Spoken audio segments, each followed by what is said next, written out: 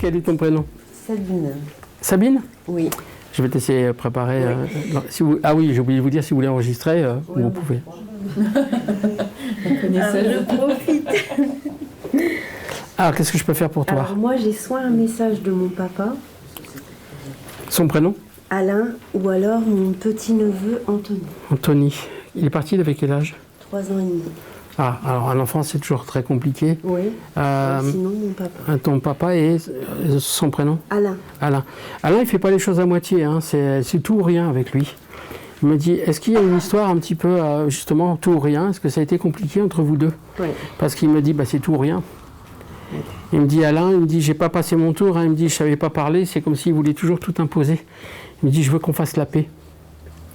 Parce qu'Alain, c'est quelqu'un qui ne va pas exprimer les choses. Si tu veux, c'est quelqu'un qui va rejeter, il est dans la colère. Il me dit, je te demande pardon, ma chérie. J'écoutais pas. En fait, tu as tout fait pour attirer son attention, mais lui, il ne voit pas. Il est rien à secouer, il passe à côté. C'est pas son problème. Il me dit, parce que c'est quelqu'un qui a toujours été là, dur avec lui-même, enfin avec les autres un peu. Fais ce que je te dis, fais pas ce que je fais, autrement dit. Il me dit, puis c'est quelqu'un qui s'enferme dans des patterns, il s'enferme dans des trucs, il me dit, j'ai pas réussi à m'en sortir. Tu as tout fait pour attirer son attention, mais il veut toujours avoir le dernier mot, il veut toujours avoir raison, et puis à un moment donné, ça a amené à une explosion familiale, ça a amené à une explosion. Il m'a dit, ma fille, c'était ça, ou c'est toi qui es resté dans la mesure où tu pouvais, il voulait tout sacrifier. Il me dit, il n'était pas question de ça. Il dit alors au départ, il veut vraiment, il menace, hein, c'est-à-dire si tu fais ça, tu vas voir, si tu fais ci, tu vas voir. Et il me dit, et tu as eu raison, tu ne m'as pas écouté, tu es parti, puis tu t'es libéré en fait de tout ça, parce qu'il voulait toujours dominer, c'est un dominant. Il me dit, je t'aime ma fille, parce que je ne l'ai jamais dit. Puis le terme ma fille aussi, il insiste, parce qu'il me dit, c'est quelqu'un comme s'il ne le reconnaissait pas. Exact. Il me dit, c'est pour ça que je voulais te le dire. Il me dit, je voulais pas qu'un enfant parle. Il me dit, je voulais que ton papa parle, pas ton père. Celui-là, tu l'as trop entendu parler. Oui. Enfin, il me dit pas parler, il me dit gueuler. Pardon. Je le transmets. Il me dit, je parle pas. Puis à un moment donné, oh, allez, c'est bon, foutez-moi la paix, quoi. Tout l'énerve, tout l'agace. Il ne tient plus en place, c'est bon, c'est bon. Il me dit, c'est pour ça que je voulais te demander pardon et de faire la paix. Je te demande pardon. Il me dit, parce qu'à partir de là, il me dit, t'as perdu pied, tu ne savais plus comment te comporter.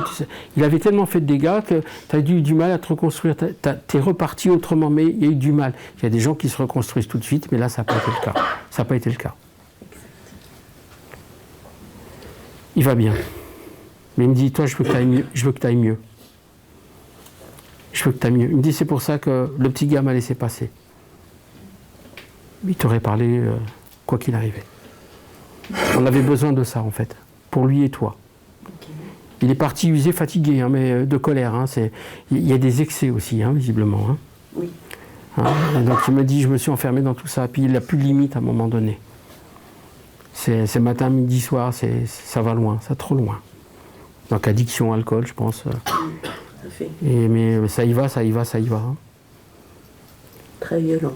Oui. Il me dit, c'est pour ça que tu as bien fait de partir. Et d'une certaine manière, pardon de le dire comme ça, je ne connais pas le contexte, et je ne veux pas en rajouter, ça ne sert à rien. Il m'a dit, tu aurais pu y rester.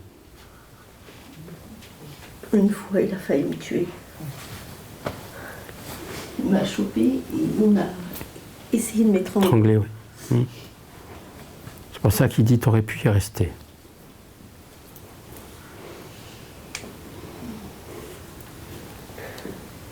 Il me dit, j'ose pas te proposer un câlin. Il me dit, tu fais quoi? J'accepte. Bien. Le pardon. Pour le pardon. Bien. Oui. Merci beaucoup. Merci. C'est lui qu'il faut remercier. Une chose qui est importante que je tenais à vous signaler, c'est que vous l'avez remarqué, les défunts sont capables de reconnaître quand ils ont merdé. Ce qu'ils ne feront jamais de leur vivant terrestre. Jamais. Ils arrivent à haut, ils voient le film de leur vie, ils ont vu qu'ils avaient complètement pas été cool avec nous, et la suite on la découvre. C'est plus les mêmes. C'est pour ça que souvent, il y a des défunts qui me disent, il y a eu ton père en bas, il y a ton papa maintenant. On peut être un père biologique, on peut être un père... Père, c'est pas être papa. Hein. Tu vois? On continue?